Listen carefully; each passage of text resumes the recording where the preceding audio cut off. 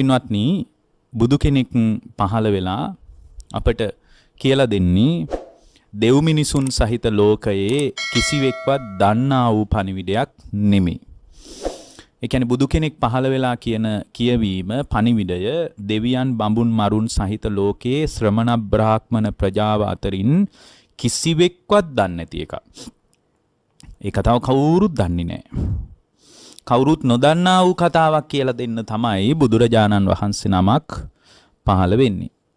ඒතර බුදුරජාණන් වහන්සේ මතක් කළා අපිට පුද්ගලිකව අපේ ජීවිතය නිවා ගන්න විදිය. තමන්ගේ ජීවිතයට ලියවැල් ගලන්ට නොදී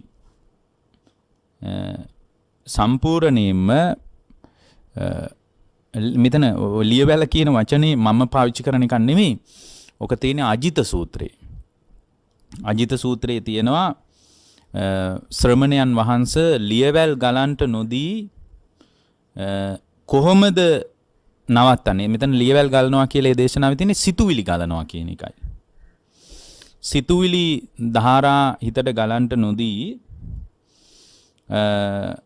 කොහොමද මේ Tamanගේ හිත පරිස්සම් කරගන්නේ කියලා අහනවා. බුදුරජාණන් වහන්සේ මතක් කරනවා මේ අජිත ඇසහරහද සිතුවිලි ගලනවා, කනහරහද සිතුවිලි ගලනවා, නාසය හරහද සිතුවිලි ගලනවා, දිව හරහද සිතුවිලි ගලනවා, කය හරහද සිතුවිලි ගලනවා. එතකොට මේ සිතුවිලි ගලන්නේ ආයතන 6 හරහා. අපි ඒවට කියනවා සංස්කාර කියලා. ඒව බෙදලා කතා කරද්දී කියනවා රූප සංචේතනා, ශබ්ද සංචේතනා ආදී වශයෙන්ුත් අපි කතා කරන ඔක්කොම මේ සිතුවිලි ගැලීම ගැනයි මේ සංකාර විදියට හරි සංචේතනා විදියට හරි අපි මේ කතා කරන්නේ. බුදුරජාණන් වහන්සේ මේ විදියට මතු කරද්දී ඒ කියන්නේ ඇස හරහාද කන හරහාද මේ විදියට ලියවැල් ගලනවා. මෙතන ලියවැල කියන වචනින්ම පාවිච්චි වෙලා තියෙනවා. නමුත් මෙතන අපි තේරුම් ගන්න ඕන සිතුවිලි කියන එක. එතකොට අහනවා මේ හොඳයි මේ සිතුවිලි ගලන එක තුල පිහිටක් හදාගන්නේ කොහොමද? දැන් ඔබ වහන්සේ කියනවා මේ සිතුවිලි ගලන එක තමයි අවුල. දැන් කොහොමද මේ සිතුවිලි ගලන එකට පිහිටක් හදාගන්නේ කියලා. එතකොට බුදුරජාණන් වහන්සේ මතක් කරනවා යානි සෝතානි ලෝකස්මින් සතිතේ සම්නිවාරණං සිතුවිලි ගලන එක නතර කරන්න තියෙන්නේ සම්මා සතිය තුලින් කියනවා. සම්මා සතිය තරම් සිත පරිස්සම් කරන දෙයක් පින්වත්නි තවත් ලෝකේ පේන්නේ නැහැ. ඒ සතිය දිනුනේ නැත්තම් සමාධියක් ගැන කතා කරන්න බෑ පින්වත්නි. එතකොට සතිය දිනු වෙච්ච තැනක තමයි සමාධියක් ගැන අපිට කතා කරගන්න පුළුවන් වෙන්නේ. අකුසල් විතර්ක වලින් හිත බැට කනකොට නැවත සතියම යොදවමින් ඒ අකුසලයන්ගෙන් බැට කන හිත පරිස්සම් කරගන්නයි තියෙන්නේ. නොයේ කර්මණු වල හිත දුවන්නේ සතිය නැතිකම නිසා. දැන් ගොඩාක් අය කියනවානේ අපිට මේ අනේ හාඳුරනේ අපිට හරියට භාවනාවක් කරගන්න බෑ හිත හරියට විසිරෙනවා කියලා. ඇයි ඒ සම්මා සතිය නැතිකම නිසාම. අරමුණු වල එල්ලි ඉන්නේ සතිය නැතිකම නිසාමයි. අතීත අනාගත සංඛාර අනුව අපි ගනුදෙනු කරන්නේ සතිය නැතිකම නිසායි. බලන්න හැම තැනකදීම තමාව පරිස්සම් කරන කාර්ය සතිය කියන ස්වභාවයේ මත දායාද වෙනවා. සතියට ඒක ආයිති.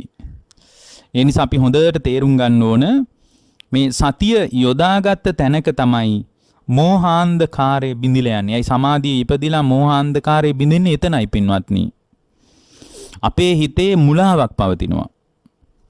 මේ මුලාව ඉවත් කරගන්නට හේතුඵල සහිතව ලෝකයේ දිහා බලන්න ඕන කියලා දැන් ඔබ දන්නවා. එතකොට මේක තේරෙන්නේ නැතිකම නිසාම අපි සංකාර රැස් කරගන්නවා. ඒ තමයි අපිට වෙලා තියෙන්නේ. මේ මෝහාන්ධකාරයෙන් වැහිච්ච නිසාම අපි මෙතන මේ පවතින ස්වභාවය තුළ අපි මේ පුද්ගල භාවයෙන් මමික් වශයෙන් අල්ලගත්ත තත්ත්වයේ තුළ නොයෙක් ආකාරයෙන් සංස්කාර රැස් කර කර ඉන්නවා. ඇත්තටම සංකාර රැස් කරන්නේ නම් හේතුඵල වශයෙන් මේක ගැළපීලා එන විදිය පේන්නේ නැතිකම නිසා. ඒක පේන ශ්‍රාවකයෙකුට, ඒ කියන්නේ මෝහයෙන් වැහිච්ච ශ්‍රාවකයෙකු අඳුරක් තුල අතපත ගන්නවා.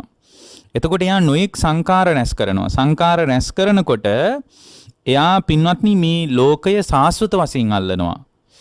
ලෝකේ ඇත කියලා, ආත්මය කියලා එකක් ඇත, මම කියලා ස්වභාවයක් ඇත, මගේ කියලා ස්වභාවයක් ඇත, මගේ ගෙදර, මගේ ඉඩම, මගේ දරුවා, මගේ අම්මා, මගේ තාත්තා කියලා මගේ කියලා ස්වභාවයක් ඇත කියලා සාස්වත වශයෙන් ලෝකය අල්ලනවා.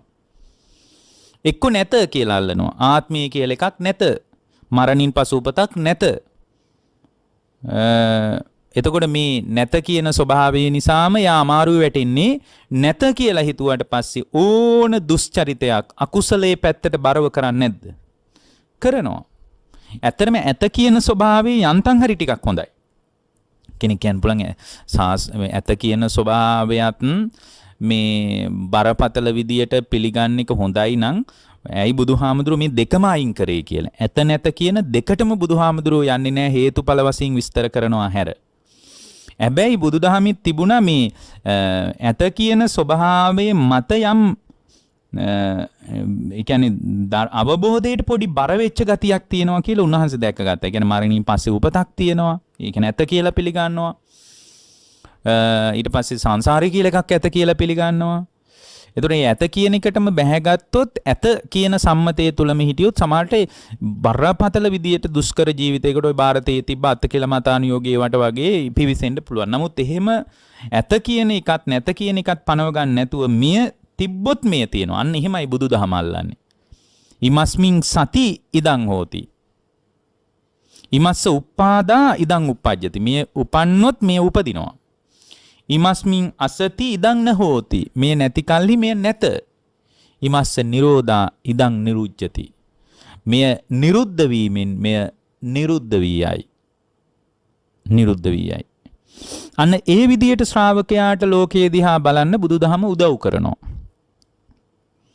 හරියට උදව් කරනවා. ඒ නිසා පින්වත්නි අපි හොඳට මතක තියාගන්න ඕන එක දෙයක්. මොකද්ද? අපි මතක තියාගන්න ඕන පින්වත්නි, මේ ඇත කියන තැනක හෝ නැත කියන තැනක නවතින්නේ නැතුව ඉමස්මින් සති ඉදං හෝති කියන පරයයන් හැම අත්දැකීමක්ම බලන්න. එකක් දෙකක් තුනක් නෙමෙයි, සෑම අත්දැකීමක්ම මේ පරයයන් බලන්න අපි පුහුණු කරගන්න ඕන අපේ හිත. එතෙන්ට අපේ හිත ගොඩනගා ගන්න ඕන. එතකොට එතෙන්ට අපේ හිත ගොඩනගා ගන්නකොට අපිට විශාල යහපතක්, විශාල අභිවෘද්ධියක්, විශාල ශාන්තියක් සැලසෙනවා. දැන් මම ඔබට කියවනේ අර ඇත කියන එක තව හොඳයි නැත කියනකටත් වඩා කියලා. දෙකම ප්‍රතික්ෂේපයි තමයි. නමුත් බුදුදහම ටිකක් ඇත කියන තැනට වඩා ටිකක් බරව කතා කරලා තිනවා. ඒකනේ පළවෙනි ධර්ම දේශනාව ඉතාම හොඳින් විමසනකොට තේරෙනවා මේ ඇත කියලා හිතපු ශ්‍රමණ සම්ප්‍රදායට වඩා නැත කියලා කියපු බ්‍රාහ්මණ සම්ප්‍රදායේ කාමසුකල්ලිකානුයෝගයේ දැඩිව ගරහා කරනවා. අත්තිකිලමතානුයෝගයට එච්චර ගරහා කරන්නේ නැහැ. හොඳට පළවෙනි ධර්ම දේශනාව බලන්න ධම්මචක්කපවත්තන සූත්‍රය. ධම්මචක්කපවත්තන සූත්‍රයේ ඇත කියලා කියපු, ඒ කියන්නේ මරණින් පසු ආත්මීය ස්වභාවයක් ඇත, මරණින් පස්සේ උපතක් ඇත, මේ විදියට සංසාරය කියලා එකක් ඇත, මේ විදියට පිළිගත් අයට බුදුදහම බරපතල විදියට භාග්‍යතුන්ස් ගාරහා කරේ නෑ. ඒකනේ කියන්නේ මේ කාමී කාම සුකල්ලිකාන් යෝගෝ. ඒ ධම්මචක්කපවත්තන සූත්‍රයේ මුල් කෑල්ල බලන්න, මුල් කොටස. කාමී කාම සුකල්ලිකාන් යෝගෝ හීනෝ ගම්මෝ පෝතුජ්ජනිකෝ අනරියෝ අනත්ත සංහිතෝ. අන්න කාමසුකල්ලිකාන යෝගේ. මේ නැත කියන තැනට බැහැගෙන දෙවියෝ විතරයි ඉන්නේ, මහා බ්‍රහ්මයා විතරයි ඉන්නේ, කිසිම සසර කියලා එකක් නැහැ. මරුණාම මහා බ්‍රහ්මයා අතරට යන්න පුළුවන්. ඔය වගේ එකක් නේ ඒගොල්ලෝ කිව්වේ. ආත්මී කියලා එකක් නැහැ.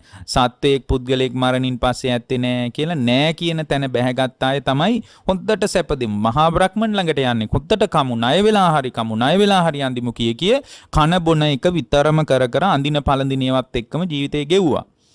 ඒතර ඒකට කිව්වා හීනෝ, හීනයි ඒක. ගම්මෝ, ග්‍රාම්‍යයි. පෝතුජ්ජනිකෝ, මේ පෘථග්ජන අන්ධබාල පෘථග්ජනියෙකුට අයිති.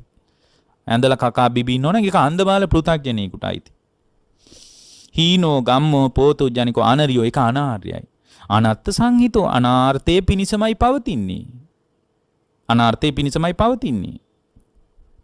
වචන 5කින් ප්‍රතික්ෂේප කළා.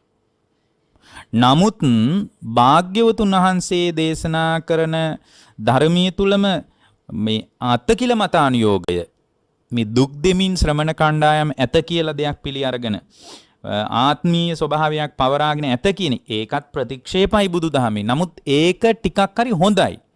ඒක නීක වචන 3කින් ප්‍රතික්ෂේප කරන්නේ. ඒක හීනෝ ගම්මෝ කතා කියන්නේ නැහැ භාග්‍යවතුන් වහන්සේ.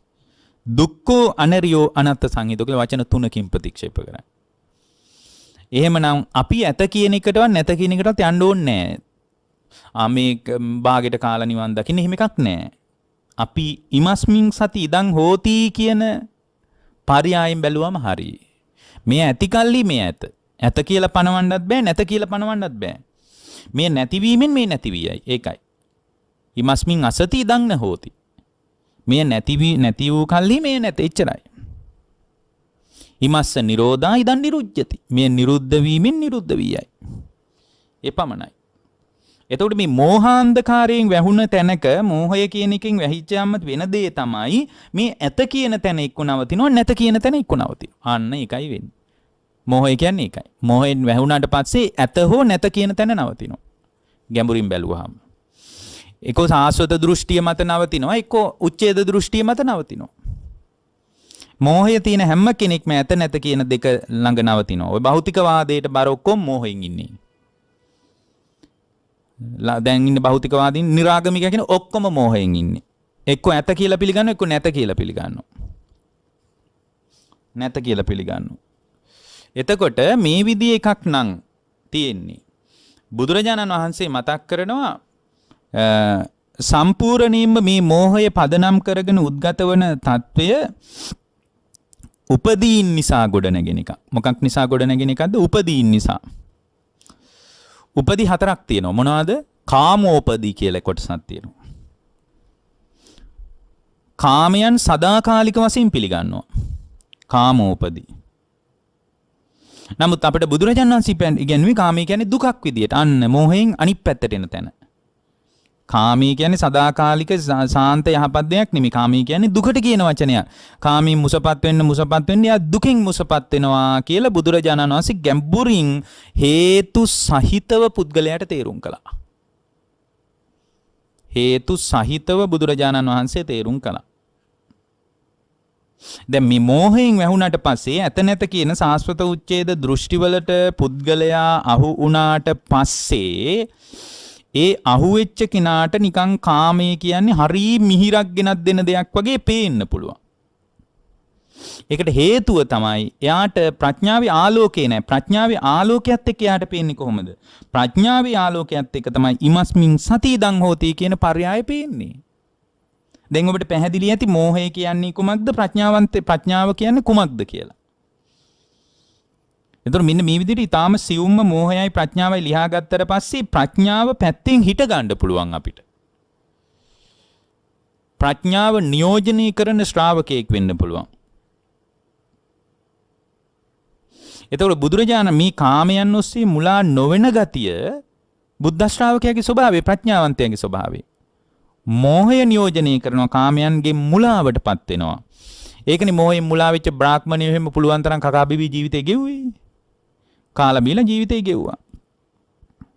දැන් බුදුරජාණන් වහන්සේ කාලා බීලා ගෙවන ජීවිතේ ආස්වාදයේ දන්නේ නැති කෙනෙක්ද? නෑ, හොඳටම ආස්වාදයේ දන්න කෙනෙක් නේ.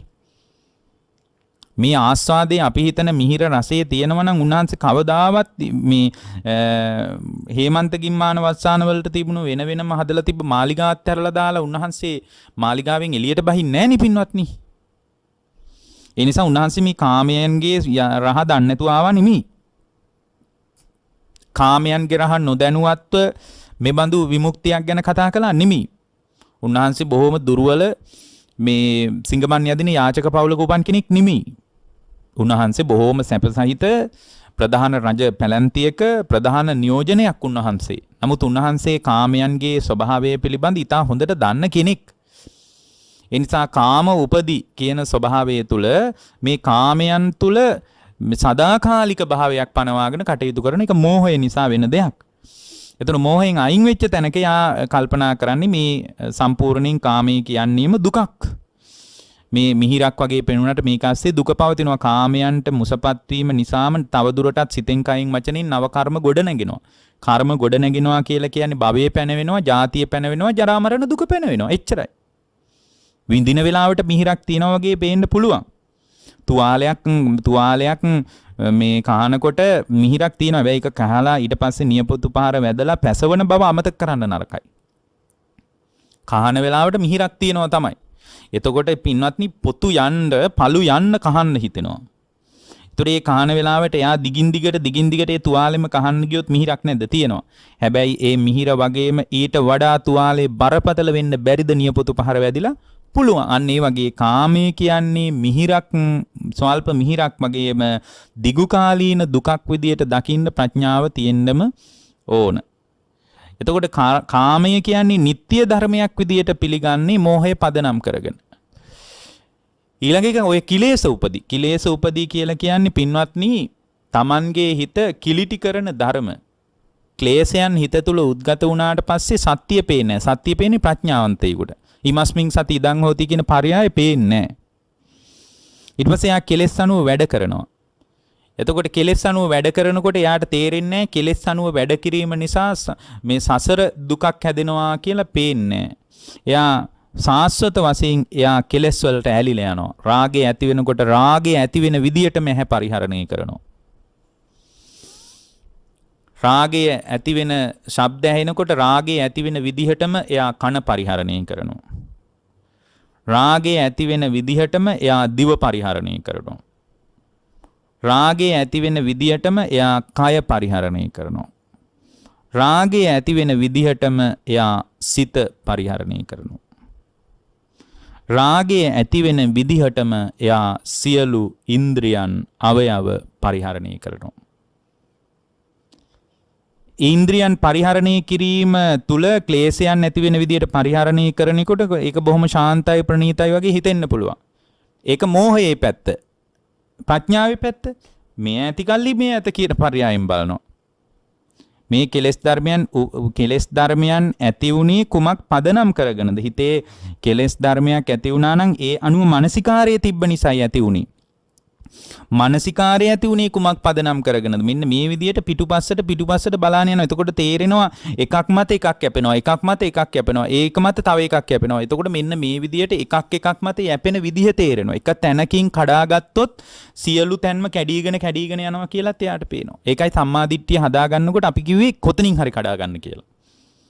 එක්ක භවංච පජානාති තේරුම් ගන්න. එක්ක ජාතිංච පජානාති කියන පරයය තේරුම් ගන්න. ජරා මරණංච පජානාති තේරුම් ගන්න. කර්මීය තේරුම් ගන්න. ආහාරයේ කොත්තනින් හරි අල්ලන්න කියලා කිව්වේ ඒකයි පින්නත්නි. ඊළඟට අபிසංකාර උපදී. අபிසංකාර උපදී කියලා කියන්නේ මේ අபிසංකාර උපදීයටත් අහු වෙනවා පින්නත්නි. අபிසංස්කාර කුසල සංස්කාර අකුසල සංස්කාර මේවා රැස් කළ යුතු දේවල් කියලා හිතාගෙන ඉන්නවා. පින්වත්නි පින උනත් රැස් කළ යුතු දෙයක් විදියට බුදුදහම සලකන්නේ. මොකද පින කියන්නේ සැබෑ බුද්ධ ශ්‍රාවකයෙකුගේ මූලික ජීවන චර්යාව සහ බැඳී පවතින දෙයක්. නමුත් මේ රැස් කිරීම කියන එක මත භවයේ පැනවෙනවා නම් භවයේ පැනවෙන්නේ පින නිසාද? ඒ පිනත් බුදුදහම අතහැරලා දාන්නයි උගන්වන්නේ. භවය පැනවෙනවා නම් පින මත හෝ පව මත හෝ කවර දෙයක් මත හෝ භවය පැනවෙන දේ ප්‍රතික්ෂේප කරන තැනකයි බුදුදහම නවතින්නේ. අபிසංකාර උපදී. කුසල් අකුසල් රැස් කළ යුතු දෙයක් විදියට සාමාන්‍ය කෙනෙකුට පේනවා ඒත් මෝහය නිසා.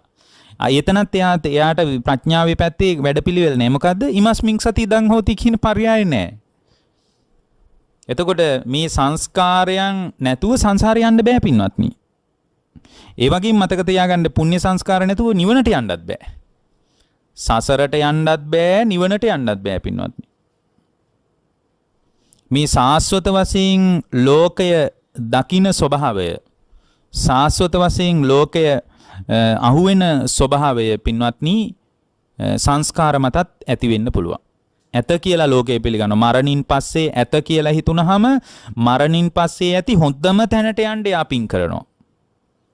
නමුත් රැස් කළ යුතු දේවල් බුදුදහම එකතු කරන්නේ. බුදුදහම කියන්නේ අතහැරලා දැමීමක් ගැනයි. එහෙනම් අபிසංකාර උපදියත් අතහැරලා දැමිය යුතු දෙයක්. ඊළඟට කන්ද උපදී. මේ ඔක්කොම මත පින්වත්නි ස්කන්ධයන් ගොඩ නැගෙනවා. ස්කන්ධයන් තුල නিত্য ස්වභාවයක් දකිනවා මෝහාන්ධකාරයෙන් වැහිච්ච මිනිහෙක්. ස්කන්ධයන් තුල සුඛ ස්වභාවයක් දකිනවා මෝහාන්ධකාරයෙන් වැහිච්ච මිනිහෙක්. ස්කන්ධයන් තුල ආත්ම ස්වභාවයක් දකිනවා මෝහාන්ධකාරයෙන් වැහිච්ච මිනිහෙක්. ස්කන්ධයන් තුල නিত্য සුඛ ආත්ම සදාකාලික ස්වභාවයක් ඇත කියලා පවරාගෙන ඉන්නවා මෝහේ අතපොත ගන්න මිනිහෙක්. පින්වත්නි මෝහයෙන් වැහිච්ච තැනක රූපයේ නිරෝධය පේන්නේ නැහැ. රූපේ හට ගැනීම පේන්නෙත් නැහැ. වේදනාවේ හට ගැනීමයි නිවීමයි පේන්නේ නැහැ. සංඥාවේ හට ගැනීමයි නිවීමයි පේන්නේ නැහැ. සංස්කාරයන්ගේ හට ගැනීමයි නිවීමයි පේන්නේ නැහැ. විඥානයේ හට ගැනීමයි නිවීමයි පේන්නේ නැහැ. කන්ද උපදි කිව්වේ නিত্য වශයෙන් සාස්වත වශයෙන් රූපයද වේදනාවද සංඥාවද සංස්කාරයද විඥානයේද අල්ලන ගතියක් අපේ ජීවිතය තුළ තියෙනවා. ඒ බඳු ස්වභාවයක් අපේ ජීවිතය තුළ තියෙනවා. එතකොට ඒ බඳු ස්වභාවයක් අපේ ජීවිතය තුළ තියෙන නිසා බුදුරජාණන් වහන්සේ මතක් කළා කන්ද උපදිය නිසාත් මෝහයටම ලකුණු වැටෙනවා කියලා. එතකොට අපි තුල තියෙන මෝහය නිසාම අපි මේ ස්කන්ධ පහටම තණ්හා කරනවා. ස්කන්ධ පහම පදනම් කරගෙන මාන්නයක් හදා ගන්නවා. ස්කන්ධ පහ තුලම දෘෂ්ටිගත වෙනවා සක්කාය වශයෙන්. සක්කාය දිට්ඨියක් හදා ගන්නවා. එතකොට මේ විදියට හදාගත්ත කාරණා පදනම් කරගෙන රාග ද්වේෂ මෝහ සියල්ලම ගොඩනඟ යාගේ ජීවිතේ යනවා. නති කිංචනං බුදුරජාණන් වහන්සේ රාගයත් ද්වේෂයත් මෝහයත් තුල ඇස කන නාසය දිවකය මනස පරිහරණය කරද්දී කිසිවක් ගන්න නැහැ කියලායි දකින්න කිව්වේ. පංචස්කන්ධයේ උපාදානී කර ගැනීම මත මේ දුක අනුභව කරමින් ඇවිද්දේ කුමක් නිසාද කියලා තමන්ටම විමසලා බලන්නයි බුදුදහම උගන්වන්නේ.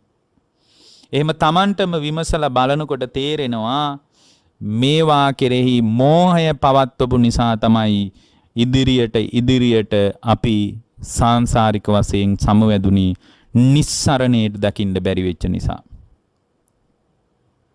නිස්සරණේ දකින්න බැරි වෙච්ච නිසා. මේ රූපය වේදනාව සංඥාව සංකාරය විඥානීය මම කියලා අදහසක් Taman තුල පැවතිච්ච නිසා. වේගයෙන් මේ රූප කලාප බිඳි යන ආකාරයේ Tamanගේ හදවතින් දකිවින්න බැරි වෙච්ච නිසා.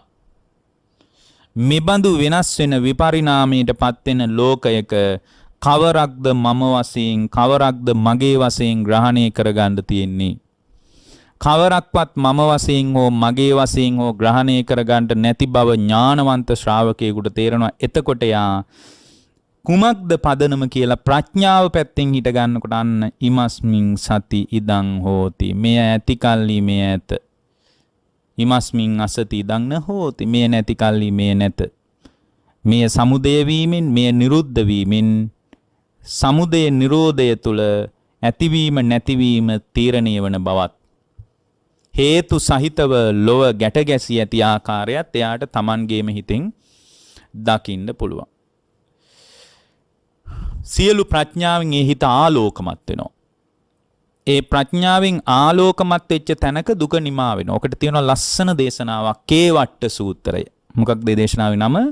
කේවට්ට සූත්‍රය. ඒක තියෙනවා විඥානං අනිදස්සනං අනත්තං සබ්බතෝ පබං එත්ත ආපෝච පඨවි තේජෝ වායෝ නගහදති එත්ත දීගංච රස්සංච අනුං තූලං සුභා සුභං එත්ත නාමංච රූපං ජාසේසං උපරුජ්ජති විඥානස්ස නිරෝධේන එත්තේන උපරුජ්ජති. කේවට්ට සූත්‍රයේ අන්තිම කොටසේ මගේ මතකයේ හැටියට තියෙන්නේ. ඒකේ තියෙනවා මේ විදියට ප්‍රඥාවෙන් ආලෝකමත් වුණාම කොහොමද මෝහය දුරු කරගෙන ඉමස්මින් සති ඉදං හෝති කියන වාක්‍යම ගැඹුරින් හිතේ තියාගෙන ලෝකයේ දිහා බලනවා. හැම බෞද්ධයෙක්ම ওই පදනමින් බලන්න ඕන පින්වත්නි. හැම බෞද්ධයෙක්ම ගිහියෙක් හෝ වේවා පැවිද්දෙක් හෝ වේවා කවර තරාතිරමක ඉන්න කෙනෙක් වුණත් ඔය පදනමින් තමයි ලෝකයේ දිහා බලන්න ඕන. ඔය පදනමින් ලෝකයේ දිහා බලනකොට එයාට තේරෙනවා මේ අවුල කාටවත් හදන්නත් බෑ හදපු කෙනෙකුත් නෑ කියලා. මේ අවුල ඇති වෙන්නේ Tamanගේම චින්තන රටාවේ ඇතිවෙන ස්වභාවයක් මත විනා කවර දෙයක් මතවත් නෙමෙයි කියලා Tamanට පැහැදිලිව පේන්න පටන් ගන්නවා.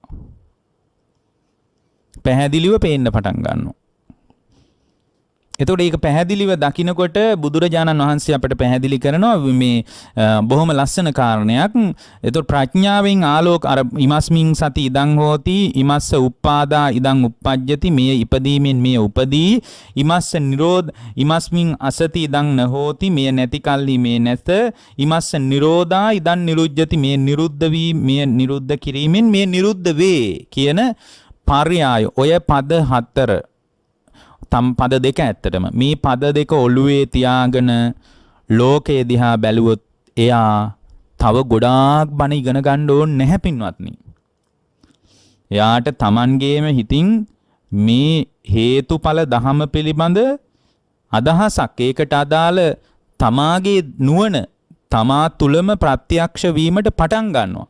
මේක හොයනවා වෙනුවට මිනිස්සු ලෝකේ පොත් පෙළ කීයක් ඒවා හොයනවාද?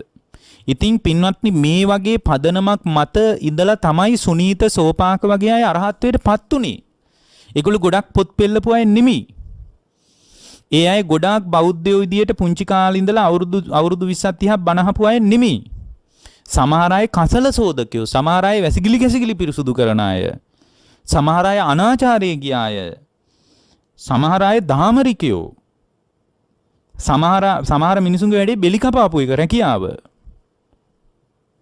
එතකොට සමහර අය කලේ ඒගොල්ලන්ගේ රැකියාව විදිහට බෙලි කපන එක මිනිසුන්ගේ. එතකොට එහෙම අය මේ ධර්මයේ ඇල්ලුවා. එතකොට මේ ධර්මයේ අල්ලගත්තේ මේ බුදුරජාණන්සේ ඉලක්කයට මේ ඇති කල්ලි මේ ඇත මේ නිරුද්ධ වෙමි මෙන්න මේක තමයි උඹලා කරන්න ඕන කියලා හරියටම ශ්‍රාවකයාට බුදුදහම පෙන්නලා දුන්නා. ඒ බුදුදහම පෙන්නලා දෙනකොට බුදුරජාණන් වහන්සේ ඒ තැනදී හිත හුරු කරන්න ඕන විදිහ කියලා දුන්නා. ඒ තැනදී හිත හුරු කරන්න ඕන විදිය කියලා දුන්නා. කොහොමද එයා මේ ලෝකයේ දිහා බලන්න ඕන කියලා බුදුරජාණන් වහන්සේ පැහැදිලි කළා. කොහොමද එයා ලෝකයේ දකින්න ඕන කියන කාරණය උන්වහන්සේ ඊටාම විනිවිද යන ප්‍රඥාවකින් තේරුම් කරලා ඒ අයට කියලා දුන්නා පින්වත්නි.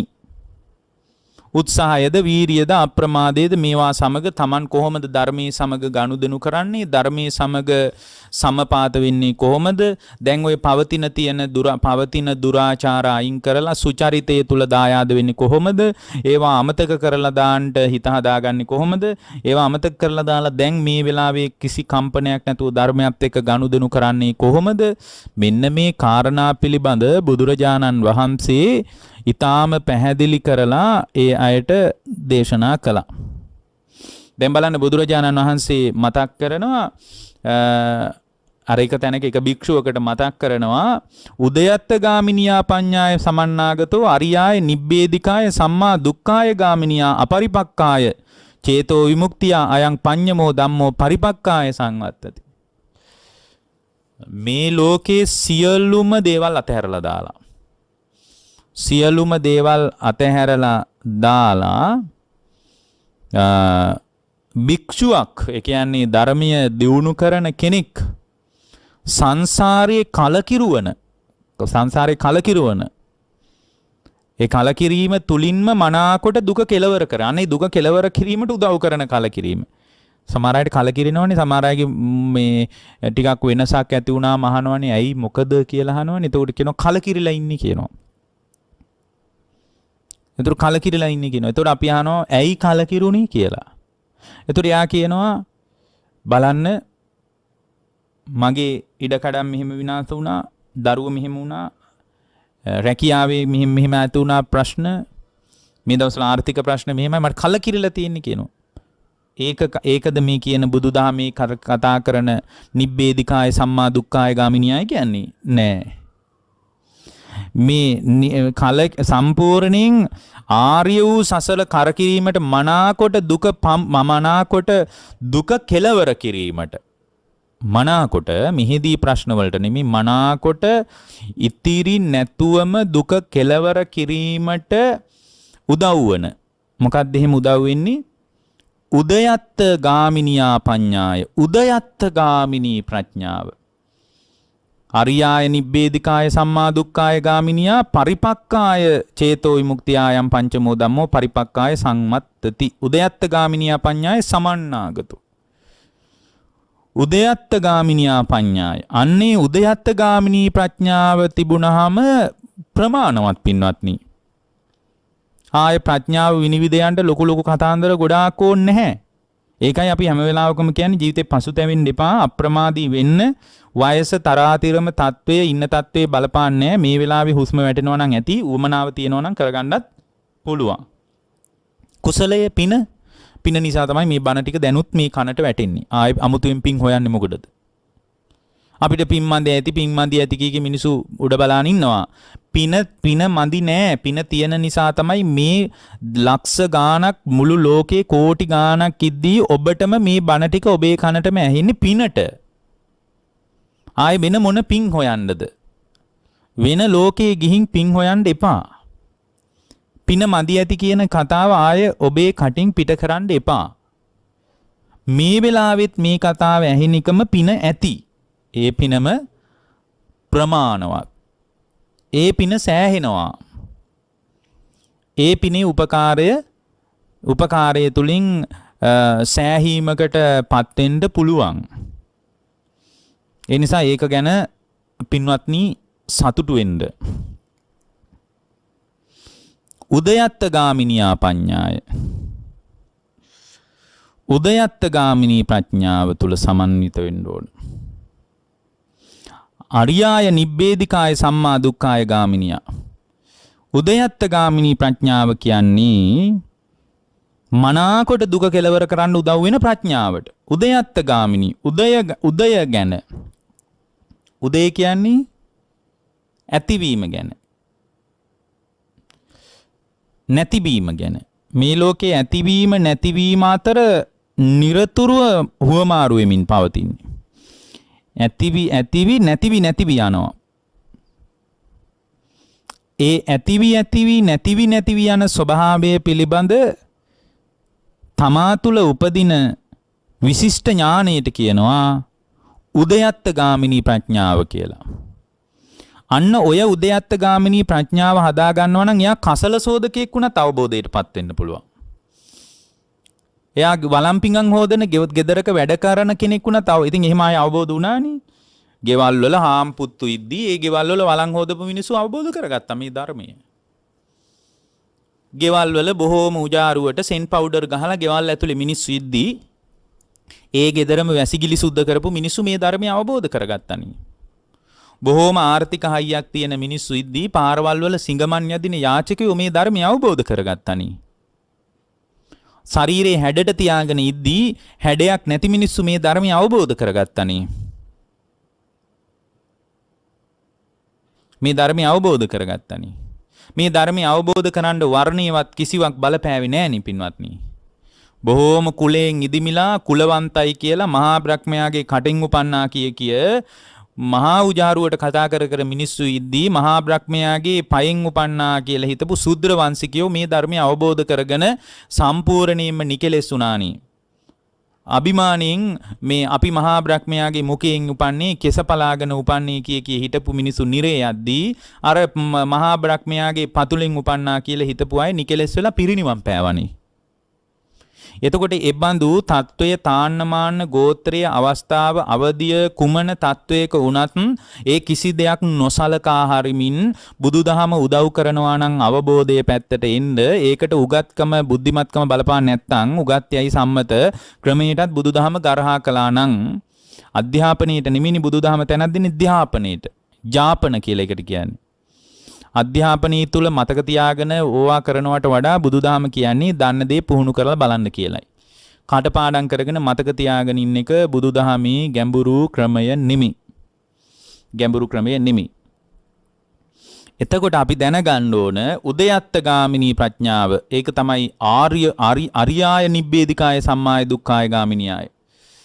ආර්ය වූ කලකිරීමක් පිණිස දුක කෙලවර කිරීමක් පිණිස උපන් උදව්වන නොමේරු චිත්ත විමුක්තිය මෝරන්නේ එතකොටයි උදයත්තගාමිනී ප්‍රඥාව නිසා.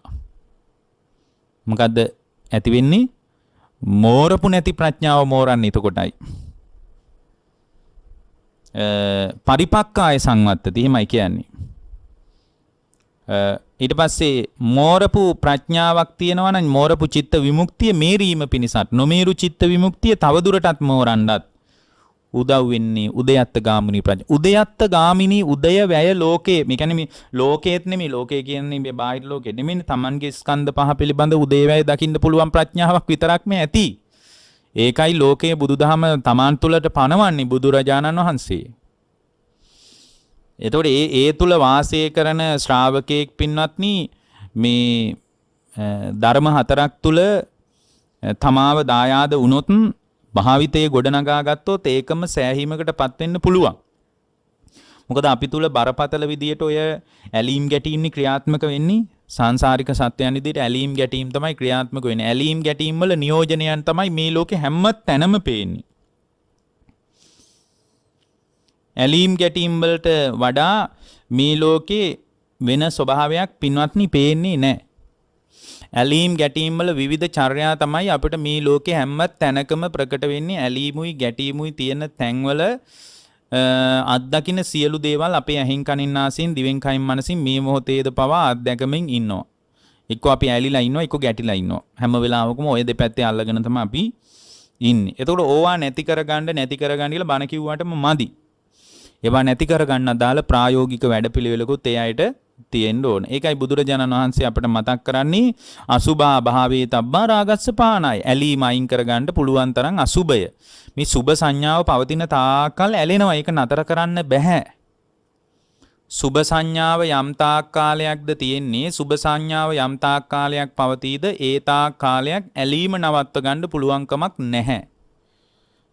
සුභ සංඥාව තියෙන තාක්කල් පින්වත්නි ඇලෙනවා. ඒකට හොඳම දේ තමයි බුදුරජාණන් වහන්සේ හිත භාවිතා කරන්න ඉගැන්නුවා අසුභය කියලා.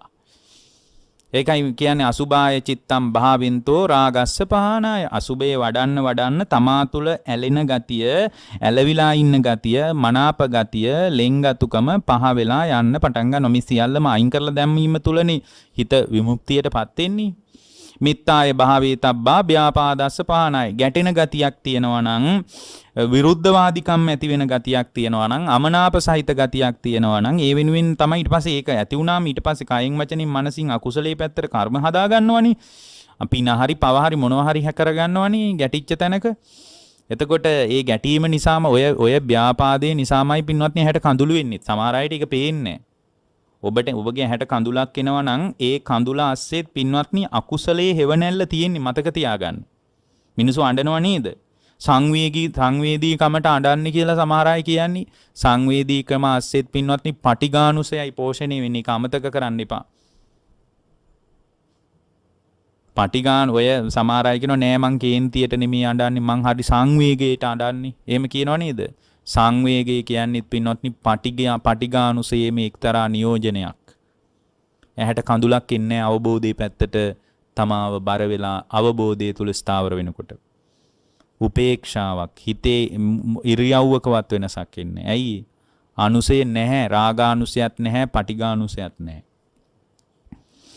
මිත්තාය භාවේ තබ්බා ව්‍යාපාදස්ස පහනාය. ව්‍යාපාදයේ ගැටෙන අමනාප වෙන ගතිය දුර වෙලා යනවා. ව්‍යාපාදයේ දුර වෙලා යනවා මෛත්‍රිය වැඩි වීම තුලින්. ඒ වගේම පින්වත්නි බුදුරජාණන් වහන්සේ මතක් කරන ආනාපාන සති භාවේ තබ්බා විතක්කුපච්ඡේදාය. ඒ කියන්නේ අපේ ජීවිතය තුල පින්වත්නි විතර්කයන් නිරන්තරයෙන් ඇති වෙනවා නම් හොඳට ආනාපාන සතිය වගේ සමාධියක් යා දියුණු කරන්න ඕන. අවබෝධය කරා එන්න ඕන නම් ඔය ටික වඩාගෙන ආවට මදි. අනිච්ච සංඥා භාවේ තබ්බා අස්මිමාන සමුග්ඝාතාය. අනිච්ච සංඤිනෝ අනත්ත් සංඥා සණ්ඨාති අනත්ත් සංඤී අස්මිමාන සමුග්ඝාතා පාපුනාති දිත්තේව ධම්මෝ නිබ්බානಂತಿ අන්න බලන්න කොච්චර පැහැදිලිද නිවන ගැන කතාව. බලන්න එකම වාක්‍යයකින් කිව්වොත් මෙහෙමයි. බුදුරජාණන් වහන්සේ මතක් කරනවා මහණෙනි රාගය ඇති වෙනකොට ඒක පාලනය කරන්න අසුබය වඩන්න අසුබය තුල භාවිතා වෙන්න. ව්‍යාපාදයේ ගැටීම ඇති වෙනවා නම් මෛත්‍රිය තුල භාවිතා වෙන්න.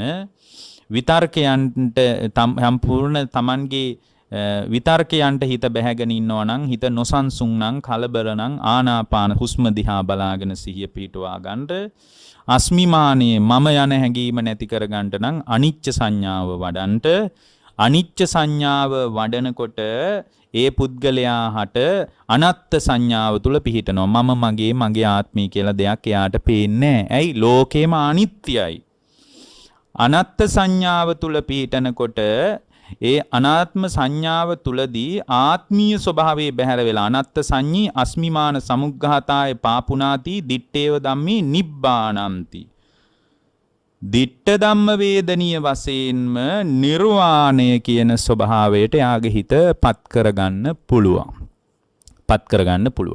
එතකොට ඒක තමයි බුදුදහමේ ක්‍රමය. ඉතින් මේ බඳු ක්‍රමයක් බුදුදහම පැහැදිලි කරලා අපිට තියෙනවා. එතකොට දැන් අපිට ප්‍රඥාත්පස ප්‍රඥාවෙන් ආලෝකමත් කිරීම ගැන නේ මම කියාගෙන ආවේ. ප්‍රඥාවෙන් ආලෝකමත් කරගත්තාට පස්සේ විඥානස්ස අනිදස්සනං අනත්තං සබ්බතෝ පබං අර කේවට්ට සූත්‍රයේ ගාතාවක් කිව්වේ. එතකොට ඒක කියන්න ගින් තමයි මේ අතුරු කාරණයකට අපි ගියේ. එත්ත ආපෝච පඨවි තේජෝ වායෝ නගහදති. උන්වහන්සේ මතක් කරනවා තණ්හාව ප්‍රහීන වීමෙන්. ඇයි තණ්හාව ප්‍රහීන වෙන්නේ? මෝහය ප්‍රහාණය වෙච්ච තැනකයි. විද්‍යාව උපදව ගත්ත තැනක තේරෙනවා මේකේ තණ්හාවක් හදන්න මොකක්වත් නැහැ. මගේ හිතටම මම තණ්හා කරගෙන යන මහා බොළඳ ගමනක් තියෙන්නේ. රූපයට නොව රූපය ගෙනත් දෙන්න මගේ හිතේ ඇතිවෙච්ච කැමැත්තටයි මම තණ්හා කරන්නේ. ඒ කැමැත්ත වෙනස් නොවී තියාගන්නයි මම රූපවලට තණ්හා කරන්නේ. රූපයටත් නොව Tamanගෙම කැමැත්තට Tamanගෙම හිතෙන් හදාගත්ත තණ්හාවක් තියෙන්නේ කියලා තේරෙනවා. ඒ තණ්හාව එතකොට ටික ටික ප්‍රහීන වෙලා යනකොට මේ සියලු ආකාරයෙන් අන්තර්හිත ප්‍රඥාවෙන් ආලෝකමත් වෙනවා. අනත්තං සබ්බතෝ පබං ප්‍රභාස්වර වෙනවා. සියලු ආකාරයෙන් ප්‍රඥාවෙන් ආලෝකමත් වෙනවා. ප්‍රඥාවෙන් ආලෝකමත් වෙනකොට ඒ ප්‍රඥාවෙන් ආලෝකමත් වෙච්ච විඥානයක් තියනවද? ඒක කාගේ විඥානේද? ඒක රහතන් වහන්සේගේ විඥානේ. ප්‍රඥාවෙන් ආලෝකමත් වෙලා තෘෂ්ණාව ඉතිරි නැතුවම ප්‍රහීන වෙලා.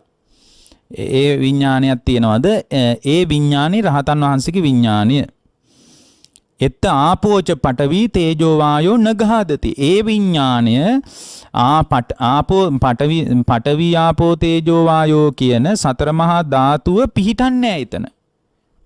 ඇයි? විඥානීය සතර මහා ධාතුවේ පිහිටපු සතර මහා ධාතු ඇසුරු කරගත්ත රූපේ මතනේ විඥානේ පිහිටන්නේ. රූපය ඇසුරු කරගෙන ඉන්නේ විඥානේ පිහිටන්නේ. දැන් සතර මහා ධාතු මත විඥානේ පිහිටන්නේ.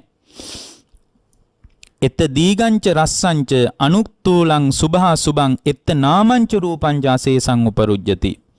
දිග හරි දීගංච රස්සංච දිග හරි කෙටි හරි කුඩා හරි මහත හරි අනුක්තූලං සුභා සුභං ලස්සන හරි අවලස්සන හරි කුඩා මහත හරි රූප ස්වභාවයක මේ විඥානේ පිහිටන්නේ ආය. සියුම් රූපයකවත් පිහිටන්නේ නැහැ. කිසිදු තැනක ඒ විඥානේ පිහිටන්නේ නැහැ. හේතුව මොකද්ද? එත්ත නාමංච රූපංච අසේසං උපරුජ්ජති. නාම රූපය එතන නිරුද්ධ වෙලා ගිහින්. නාමයයි රූපයයි උපාදානීය වෙලා නැහැ. නාම රූප දෙක නිරුද්ධ වෙලා ගිහින්. ඒ නිසා නාම රූප දෙක නිසා නිරුද්ධ වීම නිසාම යාගේ විඥාණය මේ රූප සතර මහා ධාතුව තුල පිහිටන්නේ නැහැ. සතර මහා ධාතුව තුල පිහිටන්නේ නැති නාම රූප නිරුද්ධ වෙලා ගිය නිසා නාම රූප නිරුද්ධ වීමෙන් එත්ත නාමංච රූපංච අසේසං උපරුජ්ජති විඥානස්ස නිරෝධේන එත්තේන උපරුජ්ජති. විඥානේ නිරුද්ධ වීමෙන් එයා සියලු තැන්හි දුක නිරුද්ධ වෙලා ගිහින්. මොකක්ද හේතුව? විඥානේ නිරුද්ධ වීමෙන්. වෙන මොකක්වත් නිසා නෙමෙයි. විඥානයේ නිරුද්ධ වීමෙන් එයා සියලු තැන්හිම නිරුද්ධ වෙලා. සියලු තැන්හිම නිරුද්ධ වෙලා. එතකොට සතර මහා ධාතුව තුල විඥානය පිහිටන්නේ නැත්තේ එයාගේ තෘෂ්ණාව ප්‍රහීන වෙලා අන්තර්හිත වූ සියලු ආකාරයේ ප්‍රඥාවෙන් ආලෝකමත් වෙලා. මෝහය දුරු වෙලා උපදි මොකක්වත් දැන් එතන නෑ. අර අපි මුලින් කිව්වේ මෝහයට අදාළ කාරණා. එයා දකින්නේ ඒ උත්තමයා දකින්නේ ඉමස්මින් සති ඉදං හෝති කියන පරයයන් හැම මාත්‍රයක්ම දකිනවා ලෝකේ. දැන් ඉතින් රාගේවත් පටිගේවත් මේ හිතේ වික්ෂිප්ත භාවයක්වත් මොකක්වත් නැහැ. එතන ආලෝකමත් වෙලා ප්‍රඥාවෙන් අන්තර්හිතව ආලෝකමත් වෙලා එහෙම විඥානයක් තියෙනවනේ. ඒක රහතන් වහන්සේගේ විඥානය. එතකොට මේ රහතන් වහන්සේගේ විඥානය සතර මහා ධාතුවේ පිහිටන්නේ නැහැ. දිග හරි කොට හරි කුඩා හරි මහත හරි ලස්සන හරි අවලස්සන හරි රූප ස්වභාවයක් මත පිහිටන්නේ නැහැ. මේ නාම රූප ක්ෂේෂ නැතුවම නිරුද්ධ වෙලා ගිහින් නාම රූපයන් ක්ෂේෂ නැතුව නිරුද්ධ වෙලා ගිහින් එතන විඥානයත් නිරුද්ධ වෙලා යනවා. නාම රූප පත්‍ය විඥානං කියලානේ කියන්නේ. නාම රූප නිරුද්ධ වෙනකොට විඥානයත් නිරුද්ධ වෙලා යනවා. විඥානීය නිරුද්ධ වෙලා ගිය තැනක සියල්ලම නිරුද්ධ වෙලා යනවා. සියල්ලම නිරුද්ධ වෙන විදිහත් නිරුද්ධ කරන විදිහත් තමයි මේ ධර්මයේ තුල සඳහන් වෙන්නේ. නිරෝධය සාක්ෂාත් කිරීමනේ ශ්‍රේෂ්ඨම දේ. ඇත්තටම චතුරාර්ය සත්‍ය ශ්‍රේෂ්ඨම දේ නිරෝධය සාක්ෂාත් කිරීම. ප්‍රතිපදාව නෙමෙයි නිරෝධයයි ශ්‍රේෂ්ඨ. නිරෝධය සාක්ෂාත් කරගන්න තමයි අර ආර්ය අෂ්ටාංගික මාර්ගය කියලා එකක් පෙන්වන්නේ. ආර්ය අෂ්ටාංගික මාර්ගය කියලා ස්වභාවයක් තුලින් නිරෝධයයි සාක්ෂාත් කරන්න ඕන. දුකත් සමුදයත් දුකේ ස්වභාවයත් දුකේ ඇතිවීමේ ස්වභාවයත් තේරුම් ගන්නේ නිරෝධය සාක්ෂාත් කරන්නයි. දුක්ඛ නිරෝධය පිණිසයි. ඒ දුක්ඛ නිරෝධය පිණිස පෙන්වපු ප්‍රතිපදාව තමයි දුක්ඛ නිරෝධ ගාමිනී පටිපදාව. ප්‍රතිපදාව කරන්නේත් මොකටද? නිරෝධය සාක්ෂාත් කරන්න. සියල්ලම නිරුද්ධ වෙලා විඥානස්ස නිරෝධේන එත්තේන උපරුජ්ජති. විඥානේ නිරුද්ධ වීමෙන් සියල්ලම නිරුද්ධ වී යනවා කියලායි බුදුරජාණන් වහන්සේ අපට වදාළේ. එතකොට මේ සියල්ලම නිරුද්ධ කරලා දාන තැනකට අපේ චිත්තසංතානෙ ගොඩනගා ගන්නයි අපි වඩාත් උනන්දු විය යුතු වන්නේ. ඒ බඳු ශ්‍රාවක භාවයකට අපේ චිත්තසංතානෙ ගොඩනගා ගන්නට මේ කුසල් හේතු වාසනා වේවා.